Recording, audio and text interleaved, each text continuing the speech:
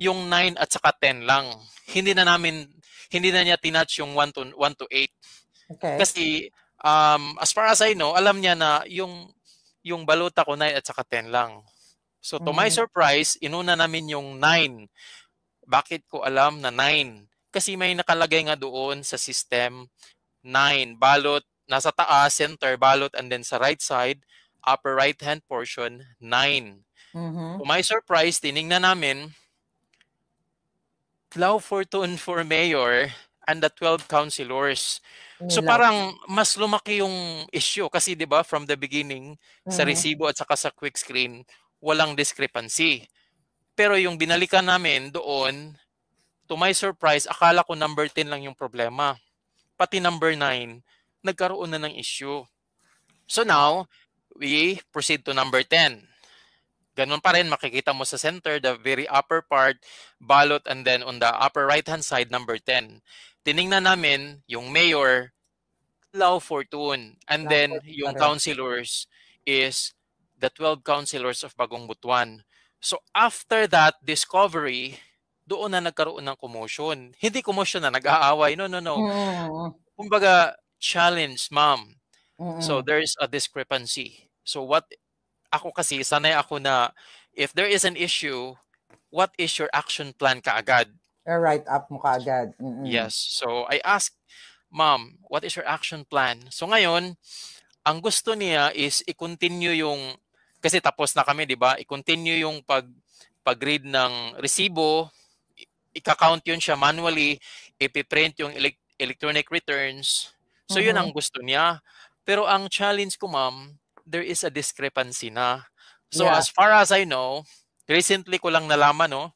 On Mhm. the spot, hindi ko alam. Pero recently ko lang nalaman when I saw a video on YouTube, PPCRV video, na Mhm. isa pala sa procedure ng final testing and selling is if there is a discrepancy, okay, during the casting of votes and then pag hindi tumugma yung resibo doon sa naka-recorded sa electoral returns on the system, pwede mong i-ano yun, i-contest. So Mhm. maliban na i-document mo, according to the PPCRV video, hindi na kailangan ipagpatuloy pa yung final testing and sealing kasi may na-discover na Mhm. discrepancy. Pero ang nangyari during that time, si ma'am, do I need to mention the name? Is it okay? Yeah, yeah. Go ahead. Okay. So the head of the BEI, Ma'am Vilma Calio, insisted, oo, na no, we will continue. We will print the receipt, print the electoral returns, and then we will count manually para magtali. Mhm. So para sa akin, as an IT specialist, no, um, it doesn't make sense na. Yeah. Kasi unang-una, yung resibo, i-match mo siya doon sa electoral returns na nakasave sa system, may discrepancy na nga eh. Oo. Yes. Kahit i-print mo pa yun, ito sa akin lang to ha. Aha. I am not um, giving you an idea na I'm 100% expert sa Aha. lahat ng no no no. I have Okay. also limitation. Pero sa akin, if there was a discrepancy found na it doesn't make sense na kung i-continue kasi what we need to focus on is to fix the discrepancy. Yeah, Kasi kaya kung nga may i-continue testing and natin yan, sealing eh. correct. Mhm. And for me, as as a kumbaga nag-join doon para manood, hindi ko role na mag-take ng picture kung ano yung nakita kong discrepancy. No, no, no. Yeah. Kasi there's a lot of people challenge me after this happened. Bakit hindi Mm. mo pinicturan? Bakit para may ebidensya ka para ganito ganyan? No, no, no. I was not there like a spy or being Mhm. paid to do this and to do that to destroy the credibility of the Comelec or Mm. whatever party. No, no, no. Yeah. I was not there to do that. I was there just to witness because gusto ko malinis yung election natin. And I know Comelec has the same objective and me Mhm. na maging malinis yung election natin. So that is why we are invited people to join. So Yeah. nagkataon na nandoon ako. So ngayon, ganito. So para sa akin ha, it is the duties and responsibilities dapat ng Board of Electoral Inspector kung may nakita na observe na discrepancy. Since that is final testing and selling, it is their duties and responsibilities. Okay? I am not insisting that this is really their duties, but for me, in my own perspective, pananaw ko lang ha, trabaho nila na picturean kung may issue. Picturean nila yung electoral returns na nakasave sa system, picturean nila yung ballot, at saka yung resibo para meron silang findings, report, isubmit nila sa boss. Kung sino yung boss nila. Boss, during the final testing and sealing, meron kaming na-observe na discrepancy. And para yung boss nila ma-investigahan ng maayos, meron silang ma-present na evidence. Something like that. So, pero hindi nangyari yun. So, yung mga teachers pala, yung BEI, hindi nila ginawa yung part nila na sila na dapat ang mag-document yun. Pero dahil ikaw nga ay talagang gusto mo na clean and honest election, so dinocument mo. Ito na nga yung pinapakita natin kanina, di ba? So dinocument mo itong naranasan mong discrepancy. Yes, I documented it real time. As in real time. Yung na-discover ko yun, di ba, nag-suggest ako sa kanila na we need to investigate. I challenged them. I even called the attention of their head, the principal, kasi para alam din niya. So ngayon, since yung tatlong teacher na yun, si Ma'am Vilma Calio, yung head, and I remember the other one by her last name, Kabuti, Ma'am Kabuti, and their principal, the third teacher, I didn't get her name. Okay. I didn't get her name, by the way, sorry. And the principal was named Jerry Laplana. So if I am not mistaken, let me check. Yeah. So actually, ang nakarating sa atin na information, so ni-raise mo na nga ito, at siguro magpa-fast forward na ako, no, John Lee. So nabigyan ka ng show cause order, tama ba? Ano ba ang kwento dito sa show cause order nito na pinadala sa'yo? Because so of dahil dito sa insidente, dito sa incident report mo na pinorward mo sa kanila at pinorward mo, nakarating ba, di ba nakarating to sa COMELEC, sa National, sa Maynila?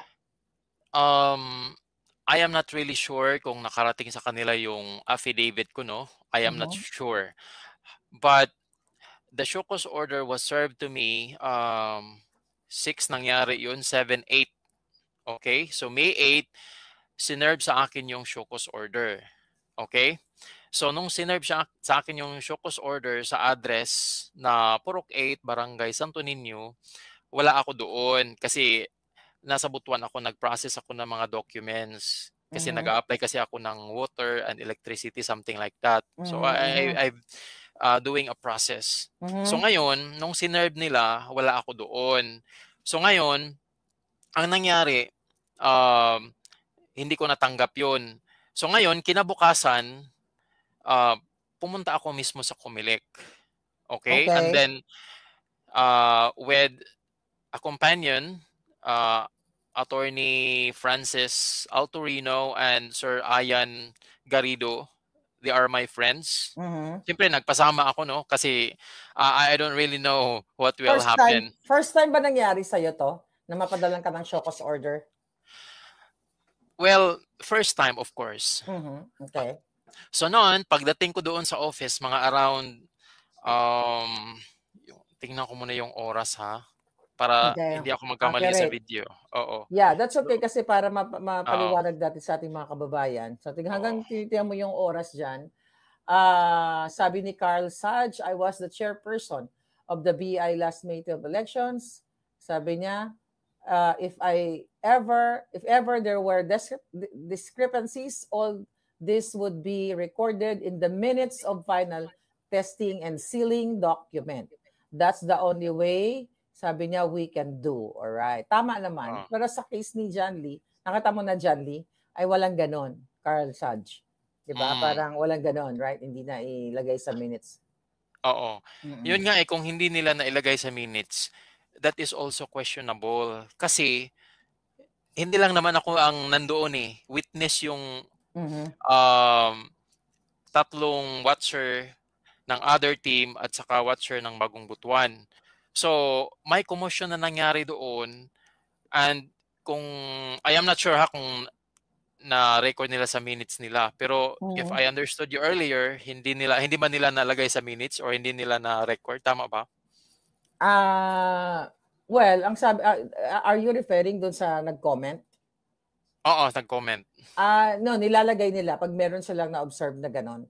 Kumbaga, sinasabi ni Carl na as one of the VI, sabi niya, ginagawa nila, nire-record nila. Pero sa case mo nga, we're talking sa case mo, hindi nga ginawa ng teacher. Kaya nga, di ba, you ended up na mag-file nitong affidavit na ito kasi nga, walang ginawa, I believe, walang ginawa yung mga electoral boards doon sa school kung saan ka nag-testing and sealing Oh, parang participate gano'n na ka. nga. Yeah. Parang Okay, gano'n na.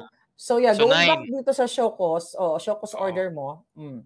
9 yung date and then yung oras lang ha. Kasi I want to be accurate. Okay, sure, go ahead. Yeah, no worries. So, So, ang sabi mo, 10:07 AM. okay, 10:07 AM. Oo, to be 10:07 exact. AM. Gusto ko lang sagutin, Mm. no, yung may isa lang na nag-comment na magsasabi tapos na raw ang eleksyon, mag-move on na lang. So, mali po yun. Diba? At kaya nga nagka-leche-leche yung buhay natin dyan sa Pilipinas dahil pag dinadaya kayo, okay na lang kayo, move on agad. So, mali yun. Okay, balik tayo. John Lee. So now, the Shokos order, I talked to one of their employee and she even did not disclose her name. I am not Mhm. sure the reason, but as a government employee, you should Identify disclose your yourself. name because Mhm. that is a government office and that is one of your, one of your job. You need to introduce yourself. Mhm, Okay? mhm. Hindi niya dinisclose for whatever reason and she told the three of us that the Shokos order will no longer be served. And I Hmm. even challenged that lady. Could you please tell me what is the reason why the Shokos order will no longer be served? Mhm, mhm. Sinabi lang niya, yun ang instruction ni attorney.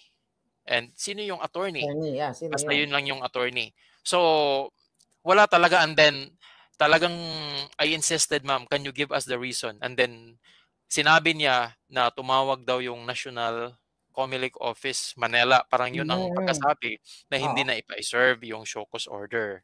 So Well, yun, hindi na na-serve yung Shokos well, order. based doon sa ako, ito lang naman ang assessment ko diyan. Mm.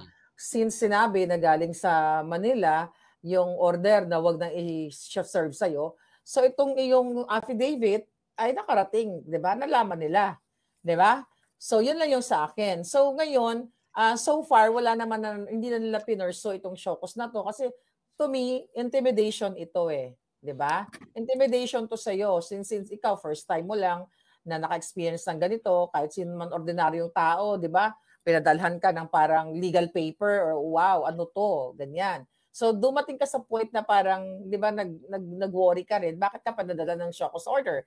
Where in fact na pwedeng instead na solusyonan nga, yung sinabi mo kanina, yung problem na nakita during the testing and sealing, sa halip, ikaw pa pinadala ng Shokos order. But good thing, umatras din sila. At least wala nang perwisyo sa'yo. Tama? Well, Ma'am Claire, no, that's very well said.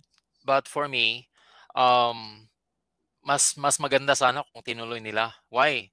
Mhm. Kasi ang nangyari kasi, Ma'am Claire, ako yung na-fake news. Let me explain to that in detail, okay? Okay, okay, go ahead. So, May 6, na-discover ko yung discrepancy, okay? And then, on the same day, as what I have told you, real time, I created the affidavit. And Okay. then, before nga ako nag-exit sa school, ito nangyari. Hmm. So, yung tatlong teacher convinced na sila, okay? Na there was not match. So, the receipt and what's saved on the system are not match. Convinced na yung tatlong teacher na talagang there's a discrepancy. And Aha. dumating yung principal nila, yung head nila, And then inexplain ng teacher doon sa affidavit ko, naka-state doon, even their head, the principal, also Yeah. decided, sige, there's a discrepancy din, we need to call the COMELEC. Okay? Because yun ang parang magiging solusyon doon kasi kumbaga limited lang yung knowledge nila bakit may ganun discrepancy, parang hindi nila maipaliwanag. So Okay. since I challenged them, ang naging final resolution nila is we need to call the COMELEC. Okay? And then we also need to call a lawyer from both parties. So ang nangyari, umabot na lang ng hapon, walang dumating na taga-COMELEC. So para sa akin, kung nakagawa ako ng affidavit real time. Okay. Na wala akong sahod doon, hindi ako binayaran, pero nagawa ko yung tungkulin ko as independent person to watch the final testing and selling. Kung nagawa ko yung role ko, gumawa ng affidavit, bakit hindi na-actionan kaagad ng COMELEC? Kasi nag-promise na yung teacher, yung yung principal, na sige, we will call COMELEC para actionan. So, yun, hindi na pwedeng pabukasin pa yun. Kasi we discovered the discrepancy on that day, and then we are not dealing an ordinary machine. We are dealing a machine that can change the landscape of the government, that even impacting the future of our children, the next generation. That's so true. So we need a solution immediately. Ang problema, nag-promise yung teacher, yung principal, na papuntahin yung COMELEC pero walang nangyari. Hindi dumating. So ang nangyari, ginawa ko na yung part ko, I write my affidavit. Pinabasa ko kay ma'am before ako umalis. Ma'am, basahin mo muna. Ang ma'am na sinabi ko is si Ma'am Vilma Calio. Basahin mo muna. And then she commented, John, parang may kulang kasi parang ang comment niya is parang hindi ko daw nasali yung pinull out namin yung actual na balot. So parang yung naging comment niya. So instead na ibigay ko na sa kanila yung copy sana, pero since merong comment si ma'am na i-add ko yun, so hindi ko na ibigay. Pero real time akong gumawa Real time ko sanang i-submit yun. So siyempre, pag i-submit ko yun, wala din akong kopya. So kailangan ko pang i-photocopy. And sa isip ko, kailangan ko ring panotaryuhan. Kasi para maging solid ba, para maging I am not sure pero yun ang nasa isip ko na kailangan kong panotaryuhan. I think yun yung tama, dinaan mo sa legal way, 'di ba? Yung mga pag-document. So, kanina, before tayo mag-start, tama ba yung pagkakaintindi mo na parang ina-address ng mga BI, ito yung mga teachers na ito ay random incident, tama ba? Yes, that is correct.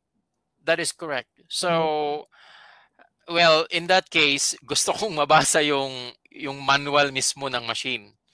Because I am not sure. Tawagin kaya natin si Attorney Glenn Chong kasi tama ba yung sasabihin nila? Attorney Glenn, tama ba? Attorney Glenn, you're live. So, yun na pinag-uusapan namin ni John Lee. Ayan, naikwento niya na. At least narinig na ating mga viewers. Yun nga. So, yung incident na pinipresent natin dito ay na-address na wala talagang ginawa yung, electoral board. So, at parang ina-address nila, it's just a random thing. What is your comment dyan sa yan? Base doon sa Smartmatic na mga makina, Ate Claire, John Lee, mga kababayan, ang sabi ng COMELEC, kasi may photograph yan ng balota natin, di ba? Ballot image. Yung image, ng ballot image, no? So, merong ballot image yan. So, ang sabi ng COMELEC na hindi siya sequential. As the ballots are inserted in the machine, pag pinalunok mo na ng makina ang balota mo, sinisave yung picture, di ba? May ballot image. Yes. So hindi daw sequential yon, randomized daw yon. So I think that's what they mean doon sa explanation nila kay John Lee. Okay.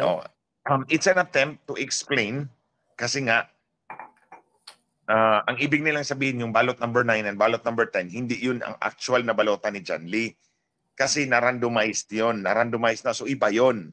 But then, let me just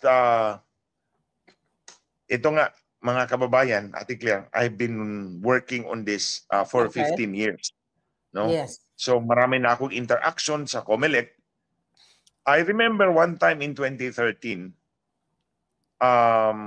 nagbukas ng CF cards doon sa COMELEC, dito sa Intramuros.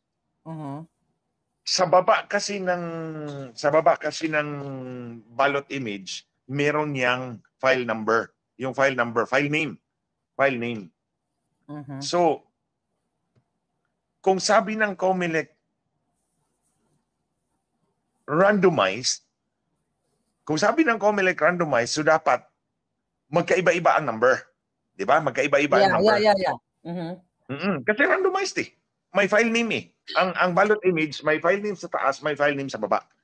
O, hindi lang to. Ito yung ipapakita natin mamaya pagkatapos ng interview ni John Lee. So, may file name sa taas, may file name sa baba. Sana nag-print pala ako. Now, kung randomized, iba-iba ang number ng file names. Kasi may number siya eh. Numbered siya, pero iba-iba ang number. Now, nung nag-inspection kami doon sa COMELEC, nagbukas ng CF card. Pagbukas, hindi magkaiba ang numbers. Actually, sequential. File name, no. Precinct number, tapos 001, 002, 003, 004. Ganun ang ka-arrangement. So actually, pag hearing sa Senado, pinoint out ko yun. Tinumber ninyo yung CF cards. Kasi sabi nyo, randomized ang pag-save ng mga ballot images. Bakit itong pinapakita ko ngayon sa inyo, nagsunod-sunod na ang number? Randomized na. Ay hindi, sequential na. Ang sabi naman ng COMELEC, meron kaming program. Kaya naging sequential yan. Hindi talaga, in other words, mga kababayan, hindi talaga nawawala ng palusot ang COMELEC. Kapag nahuli ang kanilang dayaan at may ebidensya, mag-iimbento ng rason. In fact, after nitong interview ni Ate Claire kay John Lee, kami naman, pabulaan na natin yung 5.2 million na duplicated ERs. Mali. Nagsinungaling ang COMELEC sa inyo. Big time. Huli sila. Ipapakita namin yon. So stay tuned. So, ito ang ibig kong sabihin, Ate Claire, mga kababayan ng John Lee. Huwag kang maniwala at huwag kayong maniwala sa mga paliwanag ng COMELEC. Dahil randomized if it suits them.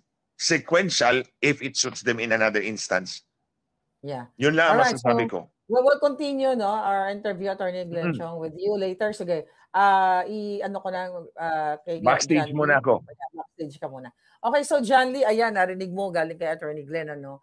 So siguro ang gusto nating ipunto sa mga kababayan natin, dahil kanina nga may nag-comment na mag-move on na lang tayo para bang after mong ikaw, testigo, na kahit papaano, nakataya na rin yung ano mo, yung buhay mo, kredibilidad mo, dahil yun nga, sabi mo kanina, na sinasabi na parang ikaw yung na fake news. Gusto kong ibigyan ng ano yon, gusto ko i-highlight, bakit mo sinasabi na parang ikaw pa ngayon ang nag-fake news sa kabila ng, na-witness mo yung incident. Tama ba yung understanding ko doon, John Lee? Yes, Ma'am Claire. Ganito kasi nangyari. So, May 6 yung final testing and selling, and then the following day, ang ginawa ng, di ba, on the same day, May 6, I requested to them na solve this problem, and then yung resolution nila is to call the COMELEC and then pupunta doon dapat. So, ang nangyari, the following day, that was May 7.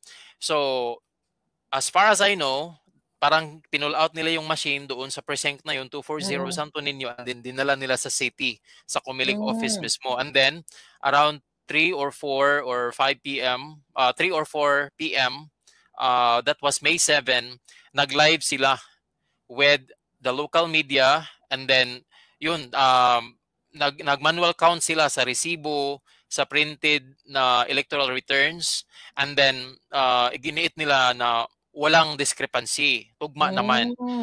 Para sa akin, it doesn't make sense na yung following day nila na action plan. Why? Ano nangyari sa machine? Ito opinion ko lang to. Okay. Umuwi na lahat ng watchers. Maybe 3 or 5, maximum 5 p.m. kung hindi ako nagkamali.